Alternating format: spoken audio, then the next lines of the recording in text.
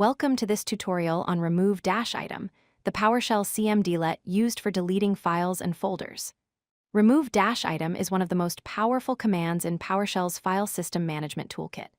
It allows you to permanently delete files, directories, and their contents from your system.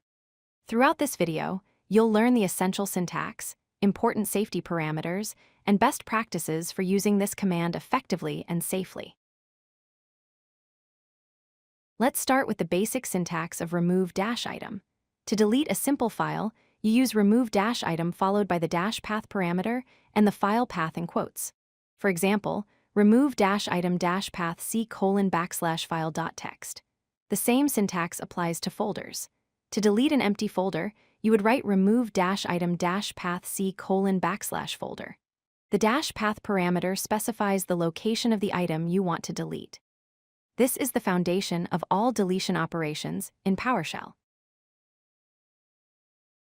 Before we go any further, there's a critical warning you must understand. When you use Remove-Item, deleted files and folders do not go to the recycle bin. This means the deletion is permanent and items cannot be easily recovered. Unlike deleting files through Windows Explorer, where you have the safety net of the recycle bin, PowerShell's Remove-Item bypasses this protection entirely. Once you execute the command, the data is gone. This makes it extremely important to double-check your commands before running them, especially when working with important files or directories. To protect yourself from accidental deletions, PowerShell provides the -confirm parameter. When you add -confirm to your Remove-Item command, PowerShell will prompt you for confirmation before deleting each item. For example, Remove-Item -path c:\data.txt -confirm. This gives you a chance to review and approve the deletion before it happens. Conversely, if you want to suppress all confirmation prompts and force the deletion without any questions, you can use -confirm: $false.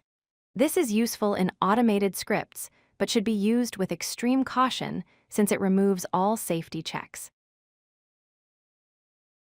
One of the most valuable safety features in PowerShell is the -WhatIf Parameter. This parameter shows you exactly what would happen if you ran the command without actually performing the deletion. For example, Remove-Item -path c:\test.txt-WhatIf. When you run this, PowerShell displays a message describing what would be deleted, but no actual changes are made to your file system. This is perfect for testing your commands before running them for real, especially when using wildcards or deleting multiple items.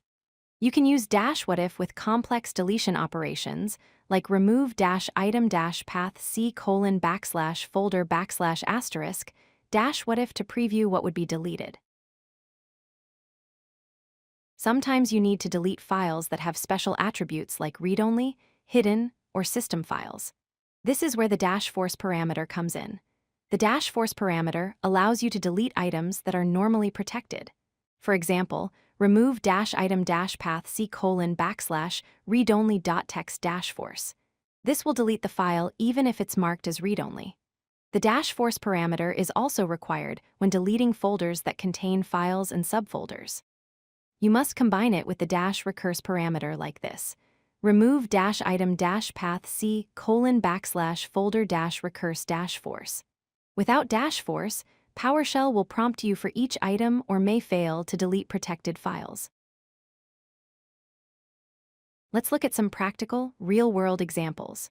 To delete multiple files using a wildcard pattern, you can write Remove-Item -path c:\logs\****.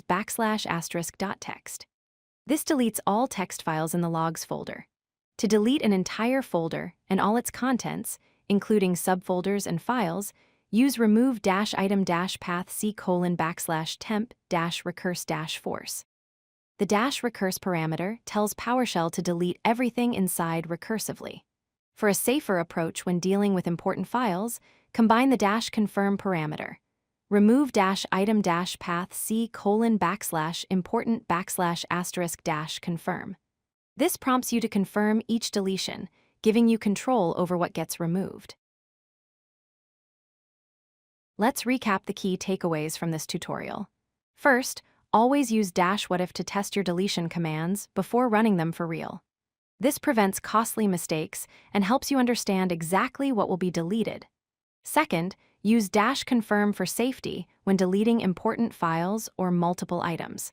This adds a confirmation step that can save you from accidental data loss. Third, use -force when you need to delete stubborn files that have special attributes like read-only or hidden, or when deleting non-empty folders. Finally, remember to use -recurse when deleting folders that contain files and subfolders.